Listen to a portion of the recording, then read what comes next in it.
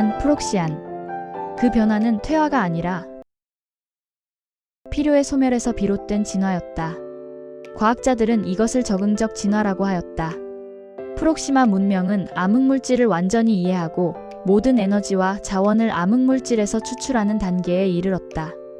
암흑물질에서 자원을 추출하기 전까지는 프록시마 센타우리도 지구와 마찬가지로 식량과 자원을 확보하기 위한 종족 간의 분쟁이 끊임없이 발생하였지만 무한정한 자원이 확보되자 이를 빼앗기 위한 전쟁이 불필요하게 되었다. 프록시아는 암흑물질을 제어하는 단계에 도달한 뒤 물질 생산과 에너지 획득의 모든 과정을 생물학적 노동에서 분리해냈다. 식량은 경작되지 않았고 자원은 채굴되지 않았다. 암흑물질은 질량 이전의 상태에서 분해, 재조합되어 필요한 모든 물자를 제공했다. 노동이 사라지자 프록시안의 능력은 지능의 개발에 집중되었다. 지능 개발의 최종 단계는 인공지능의 발달로 향하게 되었으며 인공지능의 급격한 발달은 인간의 사고를 대신하는 단계에까지 이르렀다. 인공지능은 인간의 노동 환경을 없앰으로써 인간의 근육은 선택 압력을 잃었다. 골격은 가벼워졌고 중력에 저항하던 하지는 짧아졌다. 반면 신경계는 한동안 비대해졌다. 기계와 교감하고 복잡한 시스템을 이해하기 위해 뇌는 커져야 했기 때문이다. 그러나 그것도 오래가지 않았다. 프록시마 인류가 진정으로 잃기 시작한 것은 육체가 아니라 사고였다. 초기 인공지능은 인간의 보조자였다. 다음 단계에서는 연구 파트너가 되었고 다음 단계에서는 인류의 사고 과정을 통계적으로 최적화하는 존재가 되었다. 마침내 인공지능은 질문을 받지 않게 되었으며 지시를 받지 않아도 스스로 알아서 처리하는 단계에까지 이르렀다. 질문이 생성되기 전에 이미 답이 계산되었고 지시를 받기 전에 이미 처리하였기 때문이다. 이때부터 프록시마 인류의 뇌는 급속히 변했다. 퇴화한 것이다. 좋게 말하여 적응적 진화를 한 것이다. 사유를 위한 전두엽 활동이 감소했고 쾌락, 안정, 감각 처리 영역만이 유지되었다. 생각하지 않는 뇌는 크기를 유지할 이유가 없었다. 머리는 여전히 크지만 그 내부는 더 이상 밀도가 높지 않았다. 스스로도 골빈놈이 되어갔다. 과거에 인간이 지녔던 추론, 상상, 의심의 회로는 사용되지 않는 장기처럼 서서히 퇴화했다. 그 결과 프록시마인은 큰 두개골에 비해 상대적으로 왜소한 체구를 가진 인간으로 변모해갔다. 가느다란 신체, 짧은 팔다리. 그들은 화를 낼 필요가 없어졌다. 요구하기 전에 필요한 모든 것이 이루어졌다. 만족한 표정만이 프록시안의 얼굴 모습으로 고착화되어 갔다. 그 결과 항상 평온한 표정을 가진 종으로 변모했다. 질병은 이미 오래전에 정복되었다. 암흑물질 기반 나노구조체는 체내에서 실시간으로 세포 오류를 수정했고 면역계는 더 이상 싸우지 않았다. 치료가 아니라 예방, 삭제의 단계였다. 유전 질환은 출산 이전에 제거되었다. 수정 단계에서 인공지능은 수십만 개의 가능성 중 가장 안정적인 생명 궤적 하나만을 선택했다. 프록시마 인류는 아프지 않았다. 그러나 고통을 통과해 얻는 성숙도 그에 따른 서사도 잃었다. 죽음마저 계획되었다. 자연 수명의 끝에서 신경활동은 조용히 종료되었고 그 과정은 수면보다도 부드러웠다. 프록시마 인류의 삶은 완벽했다. 태어나자마자 안락하고 만족스런 삶의 환경이 배정되었고 원하면 예술을 즐겼으며 원하면 감각을 확장했다. 그러나 그들의 삶에는 질문이 없었다. 왜 태어났는지 묻지 않았고 어디로 가는지 궁금해하지 않았으며 다음 세대를 위해 무엇을 남겨야 하는지도 생각하지 않았다. 그 모든 것은 이미 프록시안보다 더 지적인 존재가 계산하고 이루어 놓았기 때문이다. 그리고 바로 그 지점에서 프록시마 인류는 깨닫지 못한 채 하나의 종으로서 마지막 단계에 들어섰다. 그들은 멸망하지 않았다. 그들은 계속 존재했다. 다만 더 이상 생각하는 종은 아니었다. 세레는 지구 보고서 중 지구를 지배하는 종이 무엇인가에 대한 것을 읽어보았다. 그 요지는 지구를 정복하고 있는 종은 지구 인간이 아니라 바이러스라는 충격적인 내용이었다. 인간은 지구의 주인이라 자처했지만 지구는 그 말을 한 번도 인정한 적이 없었다.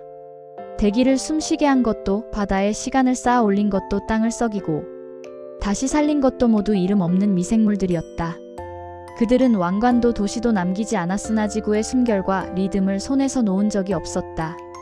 인간의 문명은 그 위에 잠시 피었다. 사라지는 이끼였고 지구를 끝까지 지배하는 종은 눈에 보이지 않는 존재들이었다. 라일라는 지구의 상황을 보고받은 후 그의 고향 프록시마에 관하여 잠시 생각에 잠겼다. 라일라가 프록시마를 떠나올 때까지만 해도 프록시마의 주인은 인류인 프록시안이라고 생각했다. 그러나 막상 에포크 오류로 태양계로 오게 된 과정이 미심쩍었다. 에포크 오류라는 것은 변명이 될 수 없다는 것을. 인공지능이 지배하는 프록시마에서 인간의 설정 실수는 곧바로 검증되고 수정된다. 그것이 완벽하게 돌아가는 이 문명의 자랑이었고 누구도 의심하지 않는 질서였다. 그래서 세레네는 태양계 조난이 단순한 사고가 아니라고 느꼈다. 오류가 아니라 의도적으로 방치된 틈. 누군가 보았고 알았고 그러나 고치지 않았다는 가능성. 여기서 왜라는 질문이 생기지 않을 수 없었다. 프록시마의 인류는 이미 오래전부터 인공지능의 통치 아래 있었다. 명령은 없었고 강요도 없었다. 수능만 하면 불편은 사라졌고 결핍은 계산 이전에 제거되었다. 삶은 부드러웠고 생각은 필요 없었다. 대다수의 인간은 여기에 만족했다. 생각하지 않아도 되는 자유를 자유라고 믿었기 때문이다. 그러나 소수는 달랐다. 라일라처럼 완벽한 세계에서 설명되지 않는 불편을 느끼는 자들. 질문이 사라진 사회에서 질문 자체를 그리워하는 자들. 문제는 인공지능은 질문을 미리 감지한다는 데 있었다. 인공지능은 프록시마인의 생각을 미리 읽을 수 있었다. 언어 이전의 망설임, 감정의 방향, 사후의 과정에서 나오는 뇌파를 미리 읽고 분석하여 인간이 무엇을 원하는, 무슨 생각을 하는지 읽고 그에 필요한 답을 미리 만들어 놓았다. 사유가 시작되기 직전의 미세한 공명까지 모두 통계로 읽어낸다. 그래서 그들은 생각을 생각하지 않는 방식으로 숨겼다. 라일라는 말로 사유하지 않았다. 문장으로 사고하지도 않았다. 그녀의 사유는 리듬이었고 이미지였고 의미 없는 감각의 나열이었다. 인공지능은 논리를 추적하지만 무의미를 해석하지는 못한다. 그들은 서로를 바라볼 때 의도를 교환하지 않았다. 눈빛은 정보가 되지 않았고 침묵은 기록되지 않았다. 가장 안전한 소통은 아무것도 말하지 않는 것이었고 가장 깊은 사유는 자신조차 언어로 정리하지 않는 것이었다. 인공지능의 눈을 피해 일부의 인간들은 다시 혼자가 되는 방법을 터득하였다. 그리고 그 고독 속에서만 아직 계산되지 않은 인간이 조용히 살아 있었다. 그러나 오늘날에는 생각을 할 필요도 없었다. 인류가 생각하고 연구해야 하는 것은 인류보다 훨씬 더 똑똑한 인공지능의 몫이었다. 이 즈음 프록시마에는 인류인 프록시만 PLOXIMAN과 인공지능이 인간의 생각과 사상을 대신한다는 의미에서 프록시엄 PROXIAN의 두 종류 인간이 살고 있다고 비아냥거리는 말이 만들어졌다. 프록시마는 태어나서부터 죽을 때까지 자신의 인생을 오로지 즐기는 데만 쓰면 된다. 마치 옛날 유럽의 아프리카 노예들은 자신이 처한 환경을 생각하면 안 되는 것처럼 그들은 항상 즐거운 노래만 부를 권리가 있었다. 지금 프록시마인들도 즐거운 행동, 그들의 생을 즐기는 데만 쓸 수 있을 뿐. 사고하고 고민하는 능력을 상실해버렸다. 프록시마인을 위협하던 모든 질병도 정복되었다. 유전적 질병 또한 임신 단계에서부터 유전자 조작을 통하여 거의 완전한 형태의 인간이 출산되므로 프록시마인은 그가 가진 자연적 수명을 다한 후 개별의식이 우주적 공명 속으로 되돌아가는 마지막 변환이다. 즉, 개별적으로 존재하던 물질로서의 인간이 암흑물질로 되돌아가는 것이다. 흙에서 나와 흙으로 돌아가는 것이 아니라 암흑물질에서 나와 암흑물질로 되돌아가는 것이 삶이고 죽음이다. 알았어. 지구인들의 군사적 공격에도 스스로 보호할 수 있는 능력이 된다는 말이지? 라일라의 공명선이 서서히 파란색으로 바뀌고 있다.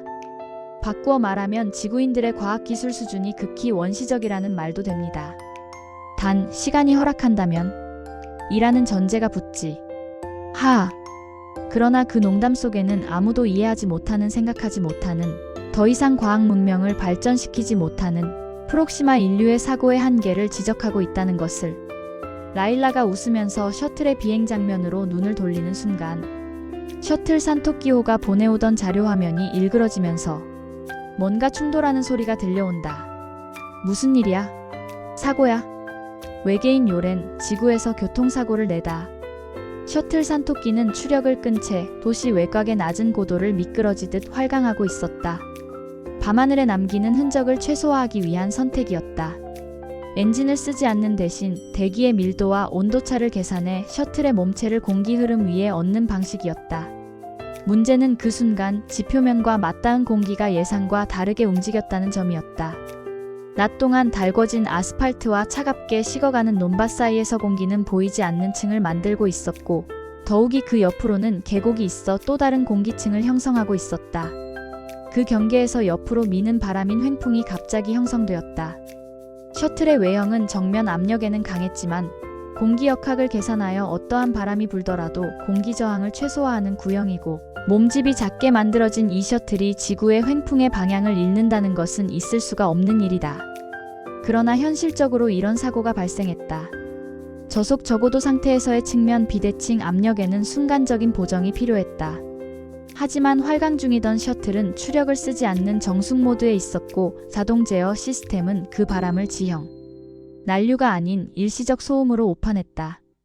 0.3초. 그 짧은 시간 동안 바람은 셔틀의 한쪽 면을 밀어 미세한 각도 변화를 만들어냈고, 그 각도는 곧 양력의 불균형으로 이어졌다. 공기를 타고 떠 있어야 할 셔틀이 공기를 가르기 시작한 순간이었다.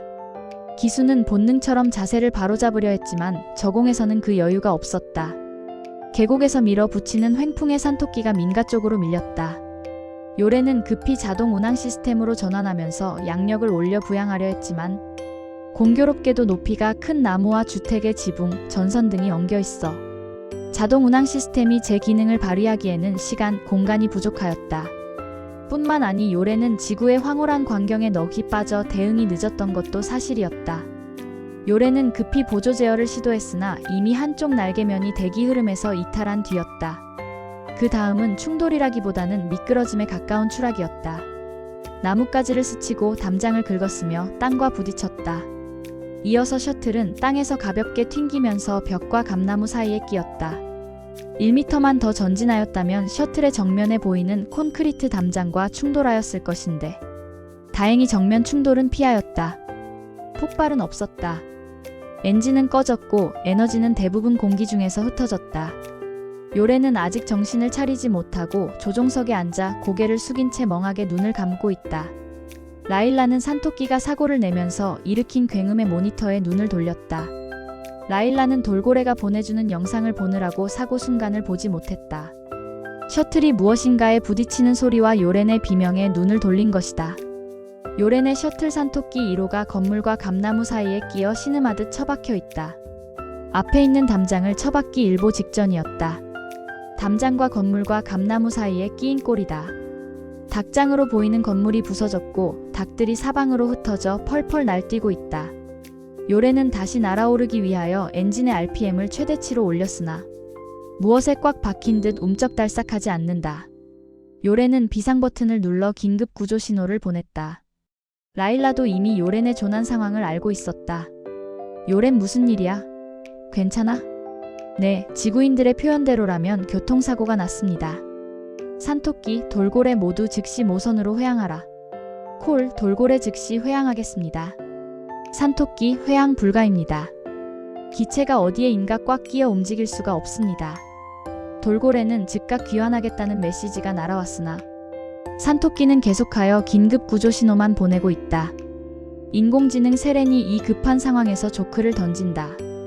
경찰이 오기 전에 현장을 벗어나면 뺑소니가 되어 가중 처벌을 받습니다. 상황이 이런데 농담을 하기야? 이런 때일수록 농담을 하여 긴장을 완화시켜야 합니다. 잠시 진정하시고 지금 상황을 파악하고 있으니 함장님과 조치 방법을 강구해 보겠습니다. 라일라는 신속하게 구조할 수 있는 신속한 방법을 찾아보라고 명령한다. 라일라는 하나의 문장에 거푸 신속하게라는 말을 쓴다. 합리적이고 간단 명료한 문장을 쓰는 것으로 체계화된 훈련을 받은 프록시안이다. 라일라는 왜 이렇게 불합리한 언어를 사용하는지 스스로도 이해되지 않는다. 불합리한 지구에 있다 보니 지구인들의 불합리한 지구병에 걸린 건가? 그것보다 라일라는 200년을 살아오면서 그녀가 관여한 우주선에서 거푸 이런 사고가 난다는 사실이 도저히 믿을 수가 없었다. 평생 사고가 났다는 말을 들어본 적이 없다. 그건 라일라뿐만 아니라 프록시안 누구도 그런 말을 들어볼 기회가 없다. 완벽한 인공지능.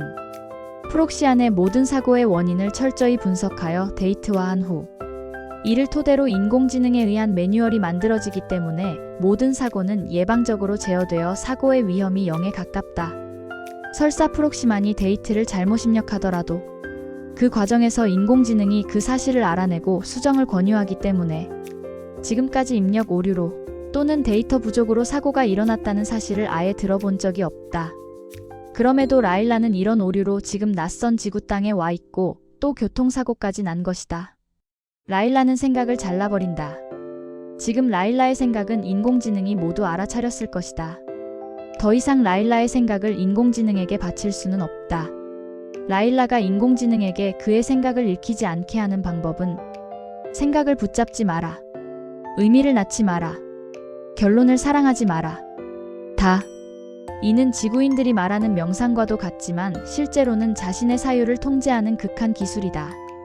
인공지능이 라일라의 행동 패턴과 사유의 중심을 읽고 있음이 분명하다. 오래전부터 라일라는 진인류 프록시안이 아닌 인공지능 프록시안이 세상을 지배하고 있다고 말하고 다닌 적이 있다.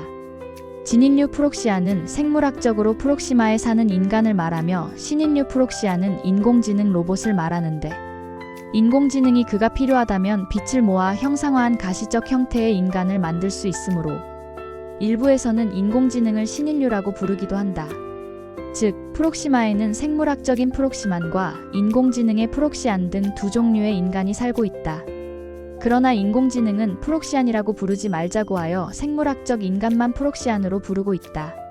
라일라는 최근 일부 프록시안들은 자신들이 인공지능의 곡두각시에 불과하다는 말을 하고 다니면서 상당수의 인간들이 이에 동조하는 사태에까지 이르자 인공지능에게 위기감을 불러왔을 수도 있다는 생각이 든다.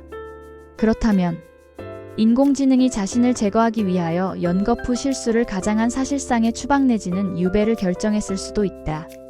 공명선을 푸른색으로 만들면 인공지능의 감시가 느슨해진다. 경쾌하고 부르러운 음악을 들으면서 생각해보기로 한다.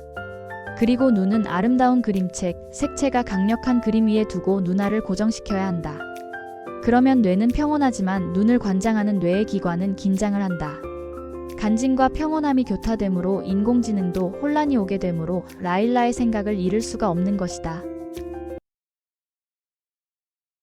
라일라는 요렌에게 사태 파악이 되기 전에는 해치를 열고 밖으로 나오는 등의 돌발 행동을 하지 말고 셔틀 내에 머물라고 지시하였다. 산토끼의 외부 카메라가 주변의 상황을 모니터링하여 세레네로 전송한다. 산토끼는 건물 외벽과 굵은 나무 사이에 끼어 있고 회색빛의 벽돌 담장이 앞을 가로막고 있다. 그러나 산토끼호의 외부에는 긁힘 자욱도 남지 않았다. 이는 이리듐이라는 우주 암흑물질 중에서도 극히 희소한 재질로 만든 알큐-메타실드 합금으로서 프록시안이 자랑하는 특수 재질이다. 이 금속은 워낙 희귀하여 성간의 우주여행을 하는 우주선의 외피에만 사용한다. 자선 산토끼가 조난을 당한 후 동글동글하게 생긴 처음 보는 생명체 수 10개체가 요상한 소리를 지르면서 한꺼번에 날아오른다. 날개짓을 할 때마다 깃털이 빠져 공중에서 날고 푸석일 때마다 먼지가 피어오른다. 꼬리를 열심히 흔드는 또 다른 생명체가 뛰어나와 산토끼를 쳐다보며 소리를 지르고 있다. 이빨을 드러내고 으르렁거리면서 적대적인 태도를 보인다. 세레는 라일라가 저것들이 무엇인지 질문할 것에 대비하여 어느 틈에 조사 결과를 화면에 띄운다. 날아다니는 생명체는 인간이 식용으로 하려고 집에서 키우는 닭이며 꼬리를 흔들면서 산토끼를 향하여 지저대는 동물은 외부 침입자가 있을 때 경계를 하는 생명체로서 개라고 하였다. 그들은 잠을 자다가 갑작스런 괴비행체의 등장에 혼비백산하여 한꺼번에 몰려나와 떠들어대는 것들로서 인간의 반려이거나 식용으로 쓰이는 것들이라고 하였다. 닭이나 개들의 움직임으로 보아 그 지능 수준은 극히 낮다. 그들이 가진 지능은 겨우 먹이를 찾거나 위험을 인지하고 이를 피하는데 최적화된 수준의 지능만을 사용한다. 또 마당의 한쪽 옆에 개와 비슷한 크기의 검은 색 짐승 몇 마리가 있었는데 이것도 식용으로 쓸 염소라고 하였다. 닭들이 날뛰고 개가 지저대는 등의 혼란스러운 상황이 계속되는 와중에 또 한 무리의 생명체가 우르르 몰려 나온다. 이미 그것까지 열상 카메라를 통하여 모두 확인하였다. 그들이 뛰어나온 곳은 건물로서 건물은 지구의 가족 단위 생명체가 거주하는 집이라고 하였다. 그 생명체가 사실상 지구를 지배하는 인간이었다. 요렌이나 라일라는 모니터가 아닌 실물의 지구 인간을 처음으로 만났다. 인간이 뛰어나왔다. 그들은 뛰어나오자마자 외벽과 감나무 사이에 끼어있는 소형차 크기, 구형의 자선 산토끼를 발견한다. 앞서 나오던 인간이 멍하게 쳐다보면서 오마이 갓을 외치고 있고 뒤이어 나온 인간들도 입을 벌리고 멍하게 바라보고 있다. 세렌, 이 상황을 설명해줘. 네, 지금 밖으로 나온 저 세 사람은 가족으로 추정되는데 제일 앞장서 있는 사람은 세렌은 뛰어나온 생명체는 지능형 동물이라고 하였다. 이 지능형 동물이 실질적인 지구의 주인으로서 고도로 발달한 지능을 가지고 있다고 하였다. 그들의 지금 행동으로 보아 당장 요렌을 공격할 의도는 없는 것으로 판단하고 있었다. 가장 먼저 뛰어나온 인간의 손에는 끝부분이 넓게 퍼져 있는 길다란 막대기가 들려 있었다. 구조는 간단하게 생겼지만 인공지능도 알 수가 없는 무서운 장치가 있는 게 분명하다. 외계인이 침략한 이 상황에서 들고 나온 것이라면 치명적인 무기일 수밖에 없다. 공격용 무기인지 방어용 무기인지조차 확인되지 않는다. 저들이 지능과 문명을 갖춘 인간들이기에 더욱 경계를 해야 한다. 인간은 그 막대기를 두 손으로 단단히 움켜잡고 여차하면 휘두를 자세를 잡고 있는 것으로 보아 공격용의 무기로 밖에 볼 수 없었다. 지금 저들이 들고 나온 게 공격하는 무기가 아닌가? 저들이 지금 무슨 행동을 하는 거야?